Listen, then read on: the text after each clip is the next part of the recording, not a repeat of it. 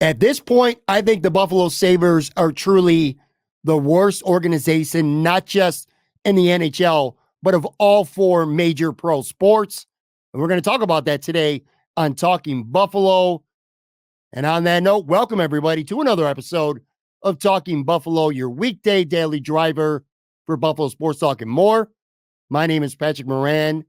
Thank you very much, as always, for locking in, whether you're listening to this on the audio side, Apple, Spotify, wherever you get your podcast from, or whether you're checking us out on the video side on YouTube, which if you are, please make sure that you like, comment, subscribe on the video. It is really starting to help us grow this channel here on the video side. But regardless of how you're consuming this, I appreciate you very much. We're going to spend some time today talking about the Buffalo Sabres and just how bad they are. I mean, this is a putrid organization, completely dysfunctional.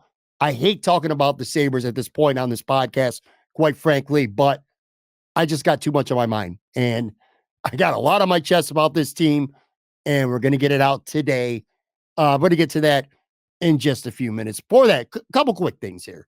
Number one, most of you are probably watching or listening to this episode on Tuesday. So actually, it'll be a day removed from that. But I am recording this right around dinner time on Monday, which is the 6-year anniversary of Talking Buffalo. It was 6 years ago exactly on this date, February 19th, 2018, that I launched the very first episode of Talking Buffalo, which if you're an OG to the show, you would know. It wasn't called Talking Buffalo. It was called Moran Podcast. Sal Capaccio was the very first guest that I had on. Did a nice hour or so long interview with him. And then from there, it was off and running. And I've said it before, I'm not going to get into this long spiel again, because again, I want to get into the Sabres today. I really want to sink my teeth into this team, which is very bad news, by the way, for that shitbag organization. But I don't know. I want to take a minute or so to just express a little bit of gratitude, because I remember being in Florida. I moved from Buffalo. I spent my whole life there, moved to Florida in the summer of 2016. Yeah, 2016. After about a year or so, at least at that time, I was starting to get really bored. Well, maybe not so much bored in Florida, but I was definitely getting homesick with Buffalo. I had worked in the media a little bit here and there throughout most of my adult life in the media, mostly freelance stuff or blogs, things like that. But anyway, I was just really missing that Buffalo sports and media connection. So I started watching videos and doing research on what kind of gear to get. I knew I wanted to do a podcast at that point. That's what I'm saying. So I did a lot of research, put a lot of time into it. Premiered February 19th, 2018 with Sal Capaccio, off and running. And I'll tell you what, if you would have told me then 6 years, later to that day, I would have had 631 episodes and counting, that I would have the opportunity to sit down on this show and have long form conversations with people like Adam Schefter and Josina Anderson and Richard Deitch and Ross Tucker, Lee Steinberg, tons of former Buffalo Bills greats that I've admired throughout their career and after their career. A couple of former NBA All-Star point guards that I grew up loving to watch play. Kenny Anderson, Rod Strickland, not to mention all the people, national media, but especially locally here in Buffalo, sports media, news media. If you would have told me 6 years ago I'd have the opportunity to have these conversations with so many of them, I would have said that you're nuts. But that's exactly what's happened. I've had a ton of fun doing this for the most part. I mean, it is work too, but it's also a lot of fun. Put a couple bucks in my pocket along the way. It's just been a pretty wild ride. So for any of you out there who are watching this or listening to this today, for any role you have played over the last 6 years, or the first 6 years, I should say, of this podcast, whether you're a regular listener, whether you're a new listener, whether you're somebody who just watches the clips on social media, whether you're somebody who just hits that retweet button, that share button, or whatever, that's had any role whatsoever in Talking Buffalo, still being around 6 years later, I truly, honestly Sincerely, thank you very much. Here's the 6 more, hopefully. God willing, health, that I'll still be here doing this for quite some time to come. Because again, for the most part, I really enjoy it, which by the way, I remember being weekly. And then I remember going twice weekly after the first 6 or 7 episodes. And it felt like such a big deal to me at the time, so time consuming. And now here I am years later where this is literally a 5-day per week podcast. Anyway, so thank you for that.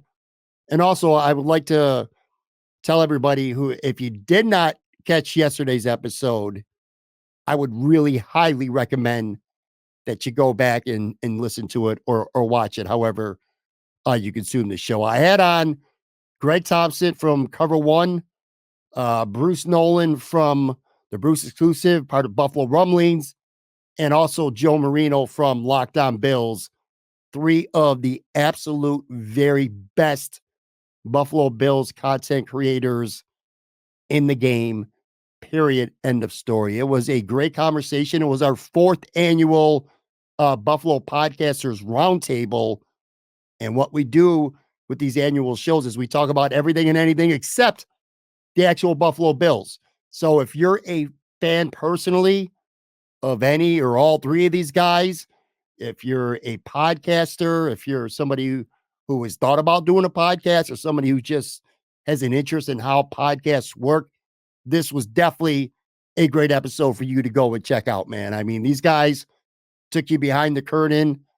They talked about some of the challenges that they still have doing their shows, even after all these episodes, all these years, some of the things that they've gotten comfortable with, their process, navigating social media, all that comes with having hit podcasts like all 3 of those guys do. So, like I said, if you haven't checked that out already, please make sure you do that. It was really good.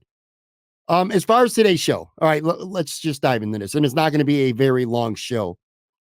2 things. Number 1, I don't talk about the Buffalo Sabres very often on this podcast anymore. And I think that's for 2 reasons. Number 1, as somebody who's the publisher of this podcast, I also have to be mindful of the audience.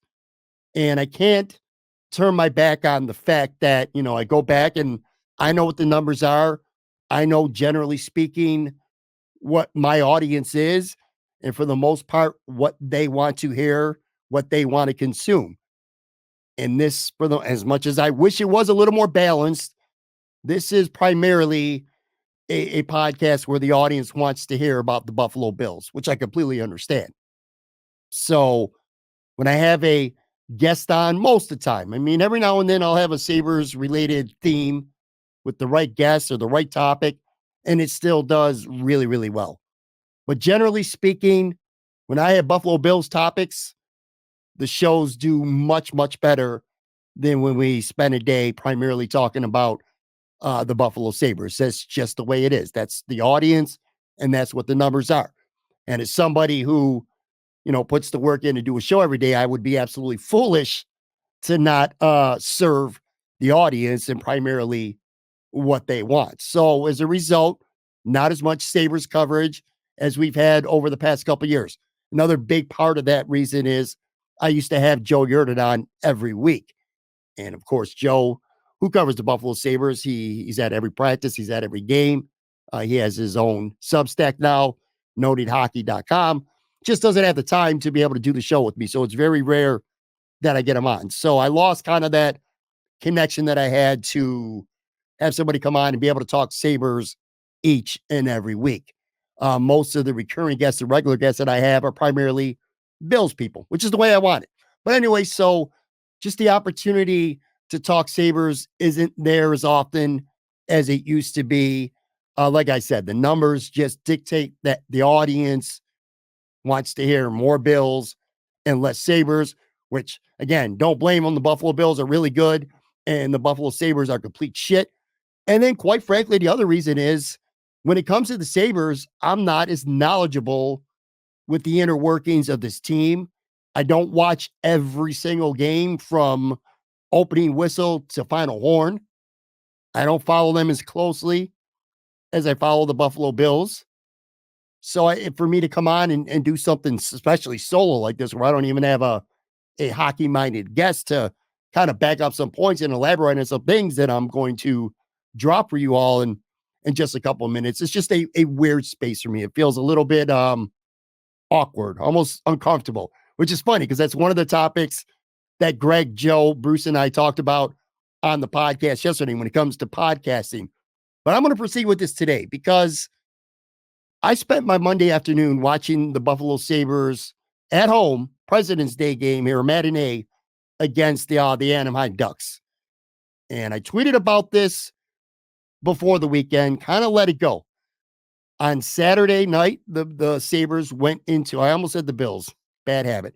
Anyway, Saturday night, the Sabres go to Minnesota and they beat the Minnesota Wild in overtime. They score a goal with less than 30 seconds left to play to tie the game, get it to overtime, and then they win it. Then on Monday, the Sabres are at home and they're hosting the Anaheim Ducks, which are one of the very worst teams this season in the NHL. And the Sabres, in true Sabres form, lose at home to the lowly Anaheim Ducks 4-3. And a game that they outshot the Ducks 34-15. I'm pretty sure that's what the shots were. And by the way, if you happen to be watching this on the video side, I got to let you know this too. I'm going to be referring to notes because, again, unlike the Bills, where I feel like I'm just much more locked in on the Bills and I could just riff with a lot of shit right off the top of my head. When it comes to the Sabres and this shitty ass team and franchise, I'm going to be referring to notes an awful lot. So if you're watching this on the video side and you happen to see me looking down, I'm not like veering off into space. I'm just going through some notes because I had to write a lot of shit down because otherwise I would never remember it off the top of my head. But anyway, last week on social media, on Twitter, X, whatever the fuck you want to call it at this point, I put out a tweet saying, and it was after another loss, and they've lost so many games right now, I just can't even keep track anymore. But I said, low key, and I think it flies under the radar, that the Buffalo Sabres may be the worst organization in all of the four major pro sports right now. Maybe not this team this year. That's not what I mean. Like, they're not even the worst team in the NHL this season, let alone all of sports this year. What I'm talking about is the totality over the course of the last, say, dozen years or so. I don't think there's an organization in all of pro sports that has been more consistently inept than the Buffalo Sabres. And a lot of people responded, whether they agreed, they had other candidates, which before this show is over, I got 5 teams from other major pro sports that I'm going to hit on and kind of contrast and compare to the Buffalo Sabres. Because again, at the end of the day, I truly think between on the ice, coaching, management, ownership, a crumbling, shitty arena, that I think the Sabres, in my opinion, are the absolute worst organization in pro sports. But anyway, and I think that goes under the radar a little bit. And I tweeted about this last week, and it kind of has been rekindled today. Like I said that last week, and then I kind of put it on the shelf. And then the Sabres go on, they beat the Wild, a good team, on Saturday. And I'm like, yeah, maybe I'm overreacting a little bit. But then they lose at home to a shitty ass team where they outshoot them by over 20, completely sleepwalk defensively, and lose to the Anaheim Ducks, which, by the way, the Ducks are 2-0 against the Buffalo Sabres this year. They swept them. Just fucking unbelievable. But anyway, it's kind of reignited that thought in my mind about this team being bad. And I just wrote down a bunch of shit that I want to share with you. And we'll start, I guess. You look at the team this year. And actually, hold on. Before I even get to that, real quick. I said it flies under the radar. And I do believe that. Like, I think the fact that the Sabres are the worst organization in sports is something you rarely hear about in Buffalo. And I think the biggest reason is because this is such a football town and everybody cares about the Buffalo Bills so deeply, including myself. That's not a criticism at all for Bills fans, Bills Mafia. And I know some people watching are Bills fans and Sabres fans. Some people, a very small amount of people, are probably hardcore Bills and hardcore Sabre fans. Like they watch, they live and die with every Bills game, and they live and die with every Sabres game, which, God, I can't even freaking imagine if I had to do that. But I get part of it. I get the Bills part. I get why the Sabres fly under the radar and why more people aren't hating on them. That makes sense. Because you live and die with every, forget about the season. You know, of course, the Bills losing the playoffs, it's a punch in the gut. But even every game, every week is either a punch in the gut or the coolest victory lap ever. That's what it feels like in the time, right? Doesn't have to be a playoff game, a season ender, a Super Bowl, none of that. You know, the Bills lose a Thursday night game against Denver in improbable fashion, and it makes for like the worst fucking 3-day weekend ever. That's just the way it is. The life of a Bills Mafia. You know, you can't say Bills fan anymore, right? Isn't it Bills Mafia now exclusively? But that's how it feels, right? Conversely, the Bills smack the shit out of Miami, or they go into Miami and they win the division title in week 18. It's the greatest week ever. It's just the way it goes. You live and you die with the Buffalo Bills. So you have that plus the component that the Sabres haven't made the playoffs in fucking forever. And you get to a point where you don't even hate on the Sabres no more. You just check out. You don't even give a shit about them. So to say that the Sabres fly under the radar, I think is completely accurate, 100%. And I know I've checked out on them. You know, I mentioned Joe Yerdon used to be on the show every week with me. And I remember going back a couple years ago, and it was like a weekly thing, kind of what I'm bringing back here right now today, where I just absolutely hate on the Buffalo Sabres. Like, the team has made me hate them. That's how I felt when I would talk to Joe every week. And then last year, they were good. Young team, upstart, 1 point away from making the playoffs. Like, let's go. Finally. You know, we're ready to see some good Sabres hockey, a team that's going to be dead smack in a playoff mix. And then you have this year. And for the most part, it's just made me completely checked out. Like, I don't even fucking care. I don't give a fuck for the most part about the Sabres anymore. And I apologize for vulgar language. Which, by the way, I mean, to be fair, it's in the, you know, the show notes when you have the podcast, at least on the audio side, you see that little E. So there's some cuss words here and there, but I, generally speaking, I try to keep it to a bare minimum. But I'm sure a lot of swear words are going to come out this episode. So I'm warning you now if you're listening to this in your office or anywhere else. But yeah, man, just completely checked out on this team. Anyway, let's talk about this game today. So they lose to Anaheim 4-3. I still can't believe they lost this game. And to me, I started thinking, and I tweeted this out again on Monday afternoon here, shortly before I recorded this podcast. I'm like, the Sabres going to Minnesota and they beat them, and then they come back at home against the lowly Anaheim Ducks and they lose at home. If that's not the perfect microcosm for what the Buffalo Sabres are now and what the Buffalo Sabres have been for the last 12, 13 years, then I don't know what the hell is. The Buffalo Sabres are 24, 27, and 4 this season. They've played 55 games. And during those 55 games, they've won consecutive games exactly twice. Only 2 times this whole season, 55 games, have they won 2 in a row. Guess how many times this team has had a 3-game winning streak? 0. 0 3-game winning streaks this entire season. As I record this right now, the Sabres are tied with Montreal for the 7th fewest points in the NHL. So you can go ahead and you can break out that old takeadon.com because it is mock draft season time for the Buffalo Sabres. It is lottery chances now for the Buffalo Sabres. I can't believe we're saying this again. Instead of being in the hunt for a playoff spot, which they were last year and look to build on that, the only thing the Sabres are in the hunt for is a very high draft pick right now. They legit, by the end of this season, the Buffalo Sabres could end up with a bottom 5 record in the entire NHL. It blows my mind. And especially because, mind you, This is a team that was supposed to be on the come up.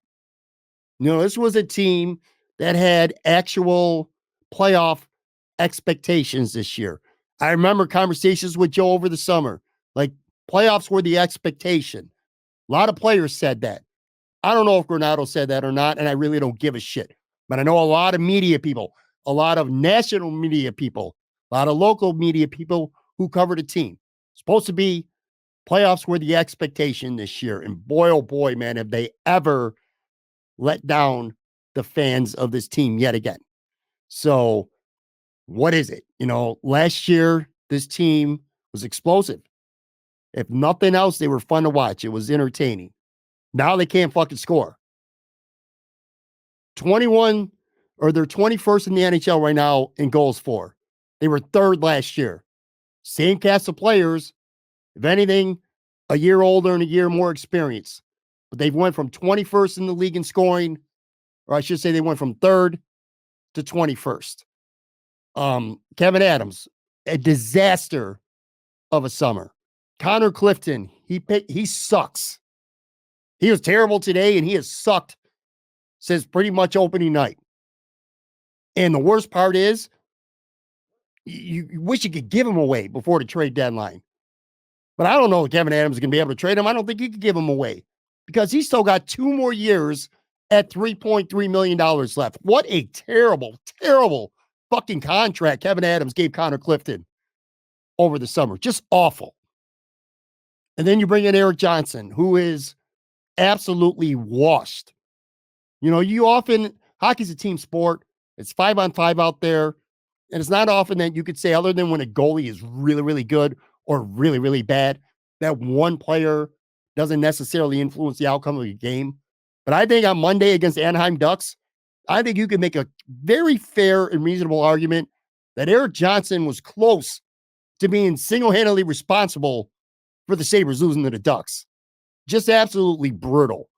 What a complete disaster. That guy, great career, good leader, good player, good career, but he is washed. He is cooked right now with the Buffalo Sabres. You got to expect him maybe to get a 5th, 6th, 7th round pick, whatever, anything you can get for him, you get rid of him before the deadline. But anyway, that was Kevin Adams' 2 defensive pickups this summer, and they've just both been terrible. You bring back Kyle Okposo and Gergensen. Maybe at the most you bring back one of them, but Kevin Adams brought them both back. Never traded Victor Olofsson when maybe he would have had at least some semblance of trade value. I mean, I know he's never going to have a lot because it's a shitty contract, but the guy scored 28 goals. Well, it was a year ago, 28 goals, 23 goals, something like that. Could have had some kind of value, something. Now you're stuck with him for the rest of this season anyway. It's bad. Casey Middlestat's been one of the best players on his team. Sabres might lose him in 18 months because we go around giving out long-term deals to all these guys. Casey Middlestat's not one of them. He is incrementally improved every year throughout his career. And now he's getting close to, he's going to be a restricted free agent after this year. He's going to get paid. It might not be by the Sabres, so they might lose him. Who knows what they do with him?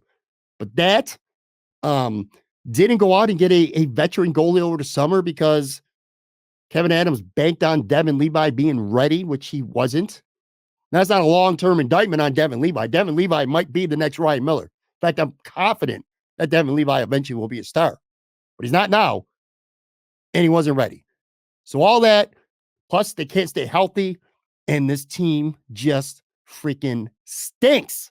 They stink this year, but that's not even the topic of today. Today's topic is mainly about them just being the worst organization in all of sports. And we're going to talk about beyond just this year here real quick after the break.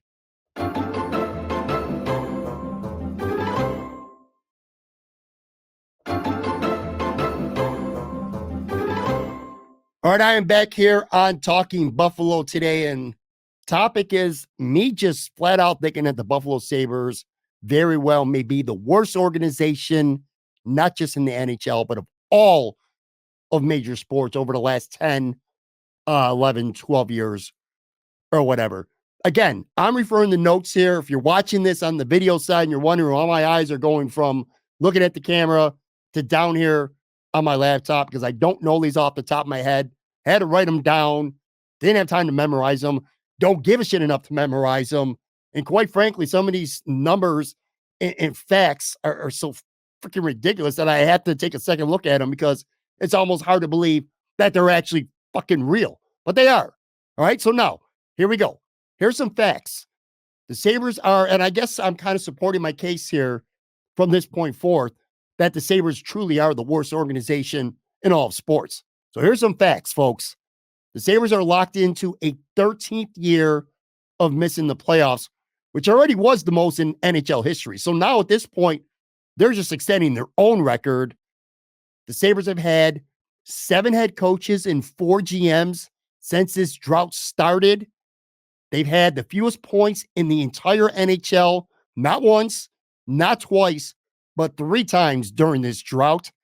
They were dead last in the NHL in 2013, 2014. They followed it up, going back to back. Worst team in the NHL, 2014 and 2015. And then a couple years later, again in 2017 and 2018. They've had a winning record twice during this drought. Twice, that's it. So it's not even like they were coming close a handful of times. They've only had a winning record twice. And one of them was last season. The only other time they had a winning record besides last season was 2011 and 2012, which was the first year of the drought. So they had a winning record the first year of the drought. They had a winning record the last year of the drought, not counting this year, which is surely going to add to it. And that is literally it. They finished dead last in their division 6 times. Just think about that. Dead last in your division 6 times during this drought. Worst record in the entire league 3 different times. And then they had the worst owner introductory press conference in 2011 that I've ever seen, which is funny because back in 2011 during that conference, I was there. I can't remember who it was, but I think I might have had a blog at the time, and I was credentialed though. And I was there at that press conference, sitting there, 4th, 5th row. And I remember Terry Bagula talking about the sole purpose from this point forth is to win the Stanley Cup. And a lot of people, including myself, to some extent, bought into it. And it just felt awkward even on day one. And I remember him crying when he was thinking about Gilbert Perreault and the French Connection. And it just felt from day one that this was just a Sabres fanboy who owns his hockey team. That was a disaster, literally, from day one. And, you look at, Terry Bagula ultimately is responsible for hiring a GM, has a role, if not a direct role, in who the head coach is going to be. And they have just whiffed time and time and time again. Especially since Darcy Ruggiero got fired in 2013. Tim Murray, GM, 2014 to late in 2017. And again, I'm note referring here. Jason Botterill, May 2017 through June 2020. And now Kevin Adams, June of 2020 to present. You look at the head coaches. Terrible, man. Dan Bleasma, wrong coach for Jack Eichel, wrong coach for Sam Reinhart early on in their career. More on those guys in just a second. Then they go to Phil Housley. Phil Housley he wasn't ready to be a head coach. And he hasn't had an NHL head coaching job since. So kind of tells you there what you need to know. Who else you want to include in this? We'll just get to the highlights. How about Ralph Krueger? Ralph Krueger may be the worst head coach in the history of the Buffalo Sabres, the entire history of the Buffalo Sabres since birth, ever.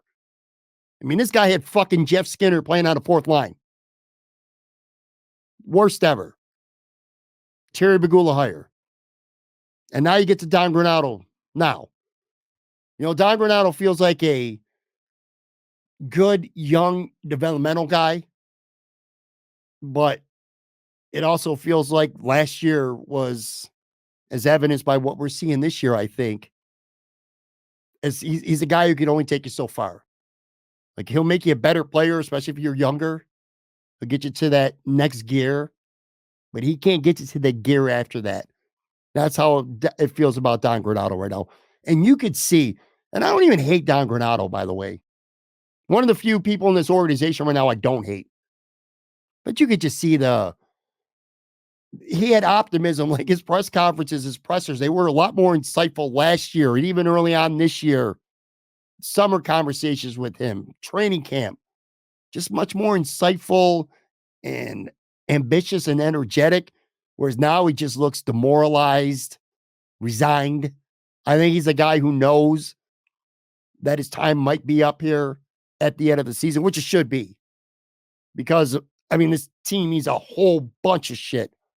But they really need a veteran coach who could bring some discipline and fundamentals to this organization because it lacks really bad. So anyway, the GMs have not worked out. Some cases they've sucked.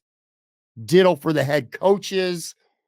You go back during this drought, and I'm not going to go through all of them because it'll be here all goddamn day. But look at some of the awful free agent signings and trades. Just some of the big ones that they have missed on so badly. Of course, Billy Lano. I mean, we could talk about him an entire episode. He is the poster. Like when I sit here and say, it's too late now because I didn't think of it. I wasn't smart enough on the fly.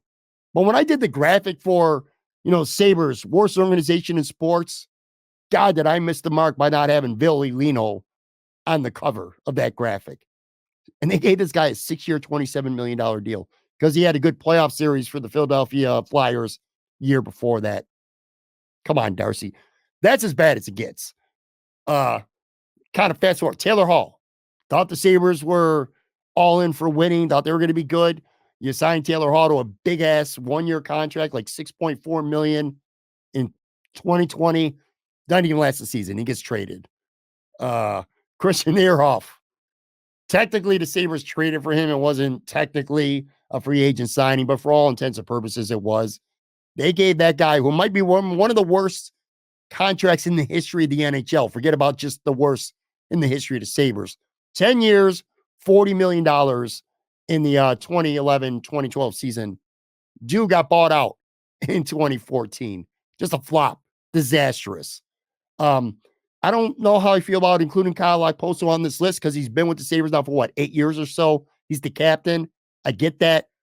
But he's been a fourth liner who doesn't score for almost his entire Sabres tenure, and he never got paid like that. When he got signed from the New York Islanders, he's supposed to be a really good top 6 forward. Has Kyle Okposo been a good top 6 forward for the Buffalo Sabres? No, I don't think so.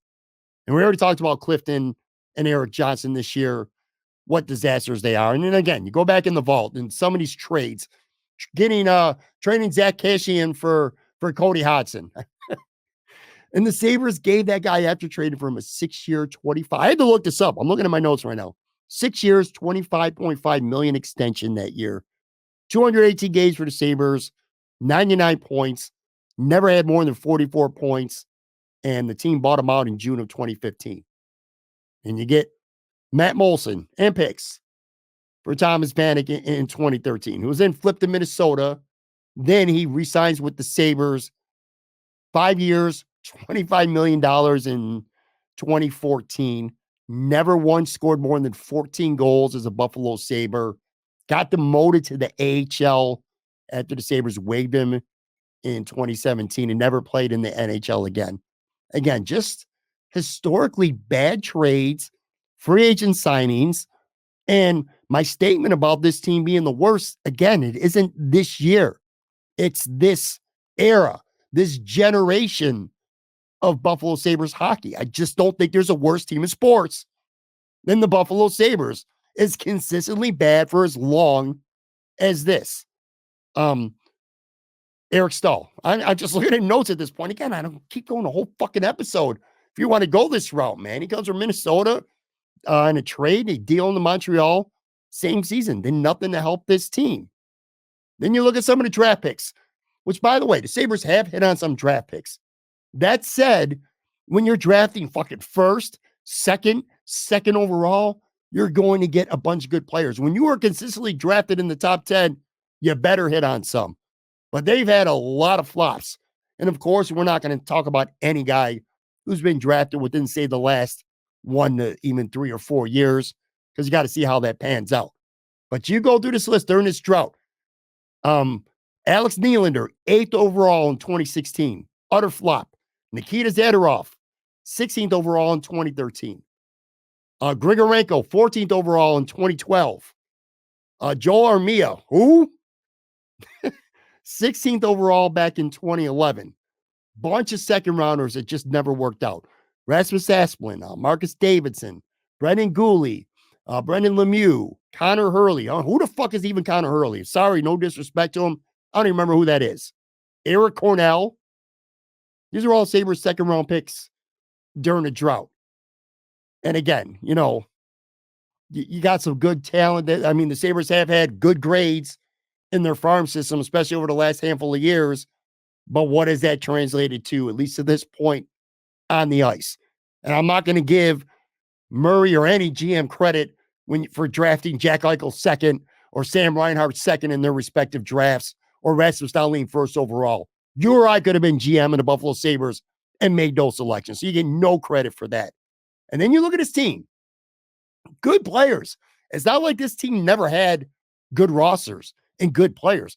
They just either underachieved or were unhappy as fuck to be Buffalo Sabres and couldn't get out of here fast enough. And that's all evidenced by what some of these star players have done once they left this organization. I mean, Ryan O'Reilly, he leaves the Sabres. He has lost his passion or his enjoyment or whatever it was for playing for this team. Who the hell blames him? Do you blame him? Anyway, he gets traded. He goes to St. Louis. He wins the Stanley Cup. He wins the Conn Smythe Trophy for playoff MVP. Jack Eichel, center controversy. Can't say his name around these parts without people getting on your shit. Jack Eichel leaves, goes to Vegas, and 2 years later, he's a Stanley Cup champion. Sam Reinhart, as of this recording, he's got 39 goals with Florida this year. 39 goals. Probably going to finish with 50 goals this year. Linus Ullmark, he goes to Boston. He literally wins a Vezina. Evander Kane, whatever. But, he was shit with Buffalo. Never made the Buffalo Sabres better. And by the way, every player I just named, they were all on the 2015-2016 Buffalo Sabres roster. Just want to point that out there. O'Reilly, Eichel, Reinhart, Ullmark, Kane. That team also had Robin Lehner. Robin Lehner has finished in the top 6 in Vezina voting 3 straight years. He finished top 6 in the Vezina after leaving the Buffalo Sabres. Made it to a cup with Vegas back in 2019, 2020. So, I mean, come on. Guy after guy after guy just leave and achieve success. And how many good trades have the Sabres really made? I mean, it's easy to look at some of these good players, these younger players on the Sabres, and say, oh, they were great trades. Were they, though? Like Tage Thompson. Tage is a stud. I love Tage. He's playing hurt this year.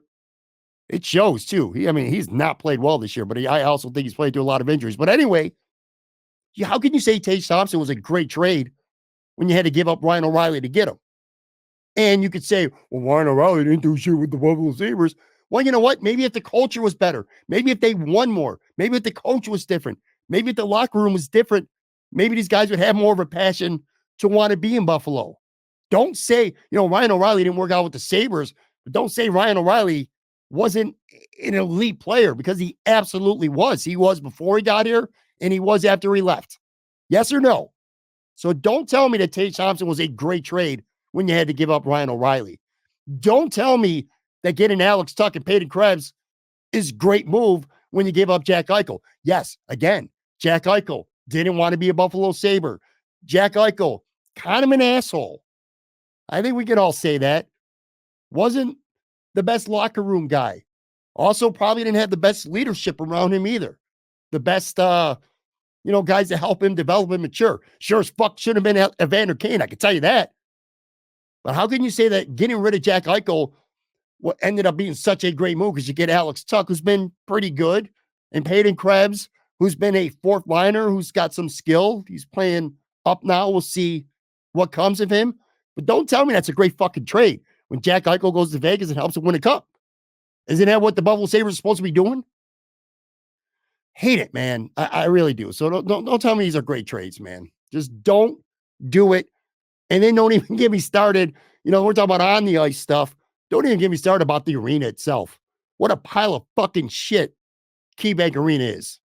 The experience of going to a Sabres game and sitting in those seats and the concessions and prices and just the condition of the seats and some of the sections is embarrassing. It's embarrassing. It really is. Let me finish off with this. Again, some people disagreed about the Sabres being the worst. Sent me some candidates, or I put some thought into other candidates, and there's 5. And if I'm missing somebody, I'm sure you're going to let me know. I'm sure that you are going to let me know. One of them, Carolina Panthers. All right, sure. Look, the Carolina Panthers are on a 6-year drought and running and counting.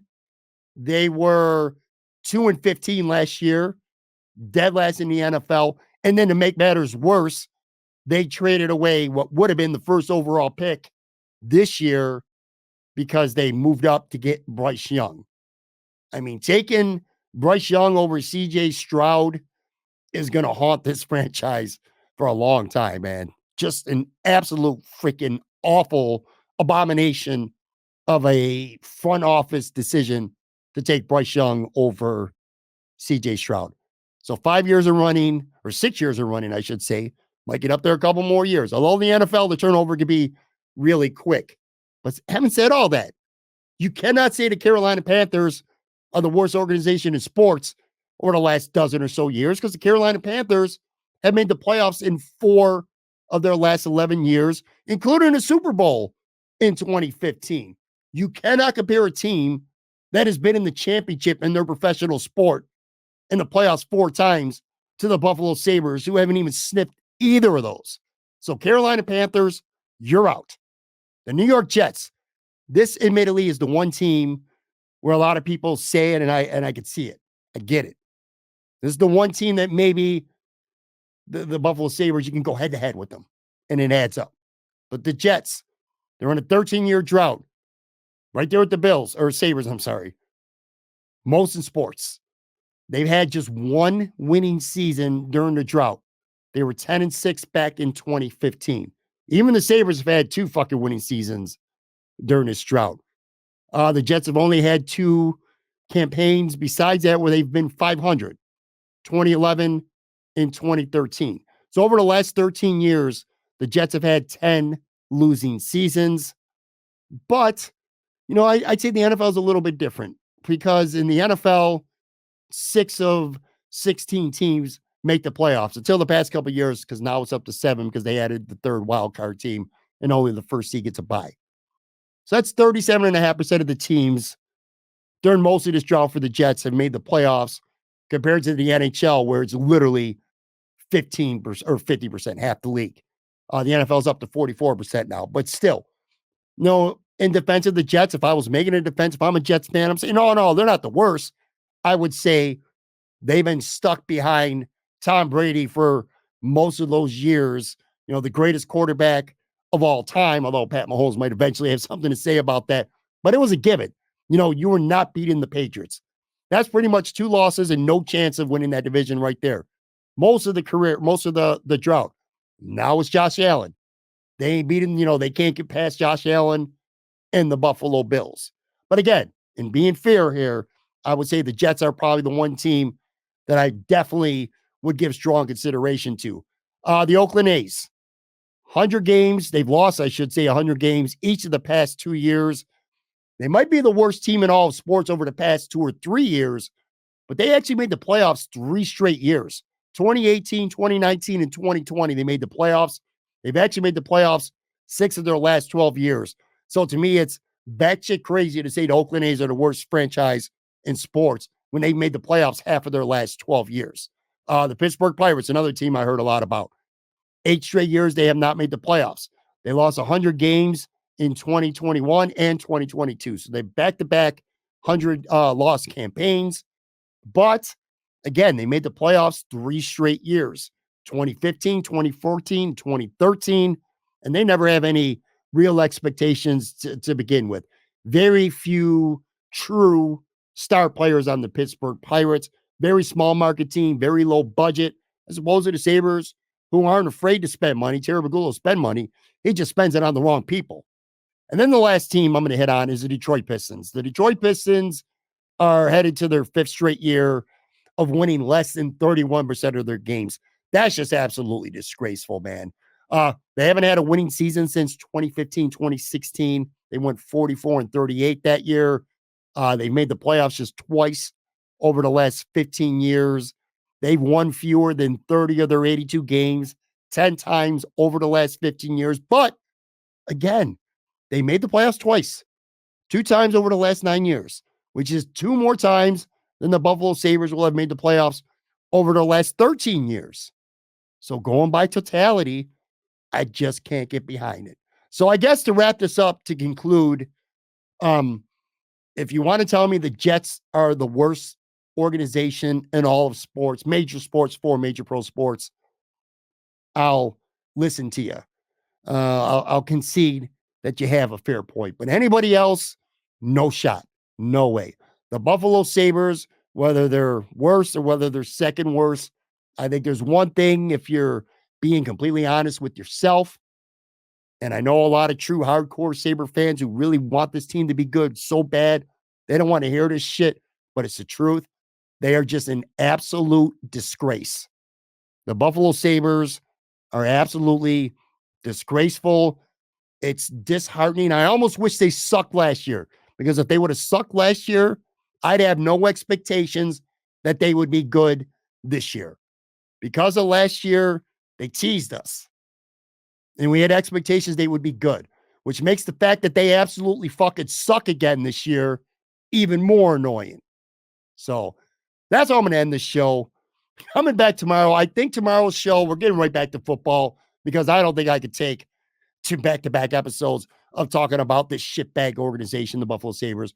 Back to football tomorrow, and we're going to talk about Brandon Beane, and we're going to go back to last year, and we're going to evaluate Brandon Beane's 2023 offseason, the free agents that he signed, the draft picks he made, a couple trades, stuff like that. We're going to set the table, back to setting the table, I should say, for the Bills' 2024 offseason, because I think this is going to be a very, very, very critical offseason for Brandon Beane here. But anyway, it's going to be on tomorrow's show. Thank you very much for watching. Thank you very much for listening. And I'll be back. Talk to you tomorrow.